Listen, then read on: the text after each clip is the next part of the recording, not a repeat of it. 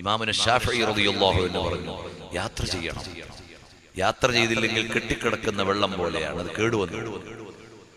യാത്ര ചെയ്യുന്ന ആളുകൾ തെളിഞ്ഞുകൊണ്ടേയിരിക്കും, ഒലിക്കുന്ന വെള്ളം പോലെ അത് തെളിഞ്ഞുകൊണ്ടിരിക്കും.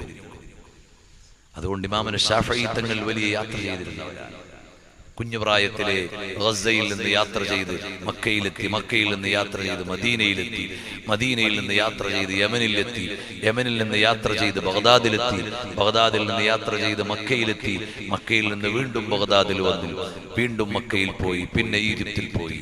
ഈജിപ്തിലാണ് ഇമാമുന ശാഫഈ തങ്ങൾ അന്ത്യവിശ്രമം കൊള്ളുന്നത്. യാത്ര ചെയ്ത മഹാനാണ് ഇമാമുന ശാഫഈ. ഇമാം ബുഖാരി റളിയല്ലാഹു അൻഹു ഹദീസ് ലോകത്തെ വലിയ രാജാവാണ്.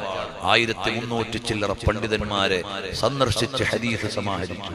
യാത്രയോടെ യാത്രയായിരുന്നു അവരുടെ. അപ്പൊ യാത്ര നമുക്ക് ഒരുപാട് കാര്യങ്ങൾ